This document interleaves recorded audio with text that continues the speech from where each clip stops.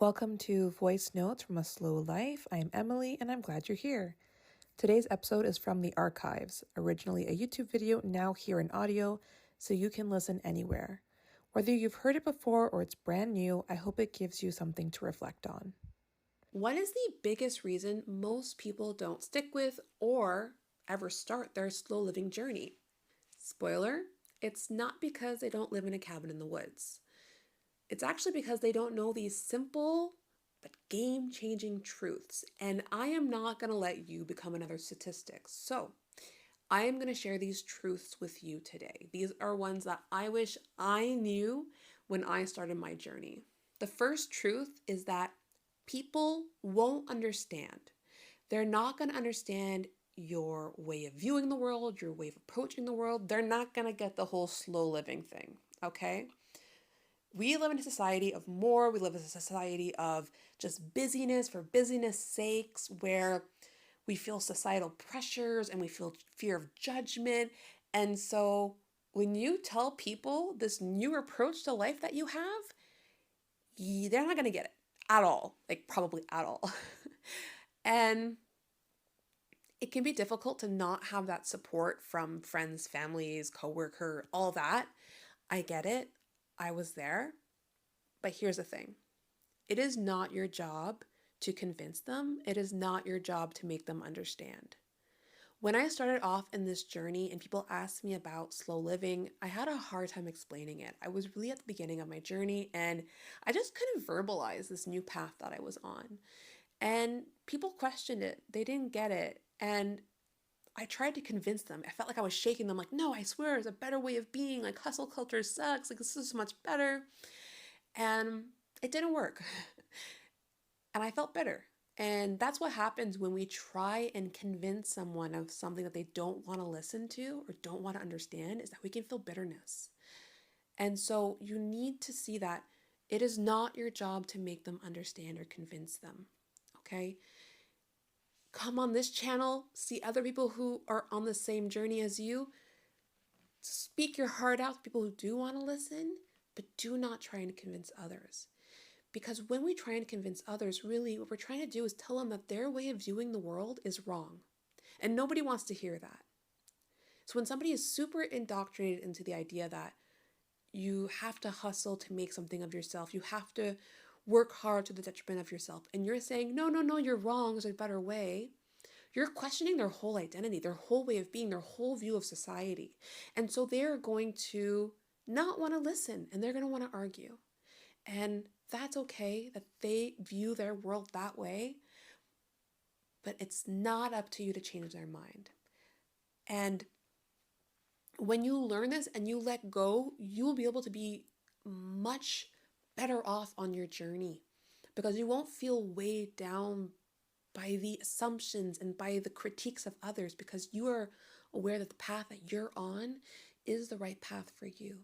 And when I let go of that, trying to convince others, and instead of just focused on sending my message out into the world to people who do want to listen, like you, it's so much better. And now the people around me truly do listen because they want to understand. And so, and that's great. But just know, people are not going to get it. I get it. Other people who are watching this will get it, but others won't. And so stick to your community as much as possible, because we are here, we are mighty, and we're here for you. You're not alone. It just might feel like it sometimes. The next truth is that you are going to fall back into old habits. Yep. I am 99.9% sure that you are going to fall back into old habits. I can say that with a lot of certainty because, it happens to me even now. Habits are long held, right? They are ingrained in us with regards to like how we grew up, our society. And so it's only normal that they are hard things to shift. It's not an overnight thing to change your habit. It's a lot of work. And so what I hope is that when you do fall into old habits, I want you to show yourself some grace and some self-compassion, and also observe it, learn from it. If you're noticing a specific habit come up quite a bit, question why that is. What changes might you have to make in your life? What is this telling you? And for instance, one thing I find myself falling into is when I get into a flow state, I will just drive through all of the work. I will not stop. If I'm editing a video, even if I don't like editing, if I get into a flow state, I'm not going to want to stop. I'm going to want to work into the night. Not healthy, not something that I want to do. And so I know this about myself. So about 30 minutes to an hour before the end of my day, I will stop editing because I know that the pressure to continue is too great for me, that I need to put a buffer in there. And so I'll do something else that I am able to like put aside fairly easily. So learn from the old habits that are resurfacing, but do not show yourself too much judgment for it. You're not failing, okay? I know sometimes it can feel like we're failing, but you're not. And know that it's only natural for you to resist change. Change is difficult, and there is comfortability in the familiar, even if the familiar doesn't serve you. So recognize that it is going to take time. You are going to fall back into old habits. It is part of the process. You're on the right path. Another huge truth, the biggest one for me, honestly, is that you are going to fall into perfectionistic tendencies. I'm going to make a bold assumption here, okay?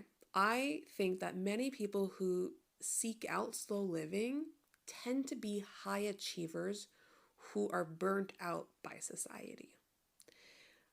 I'm a high achiever. You might consider yourself an overachiever. I consider myself an overachiever a lot before too. Somebody who has a lot of goals but pushes themselves a bit too far. Now I consider myself a high achiever.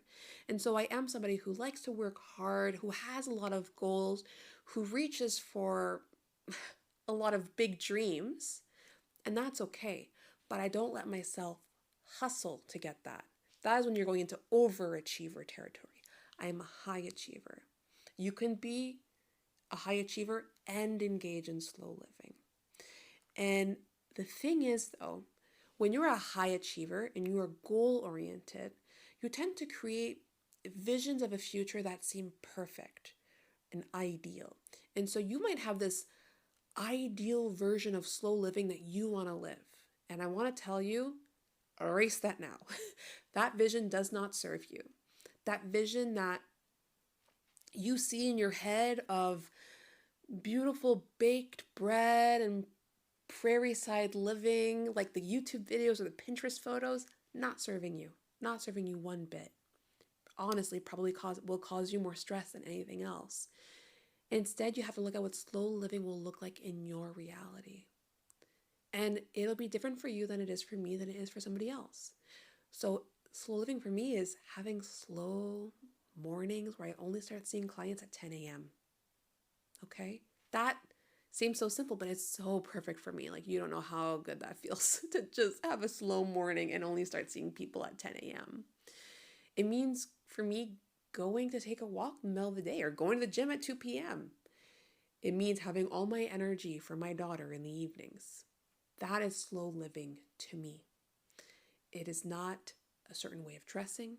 It is not a certain way of having my house look. It is not a certain way of talking, right?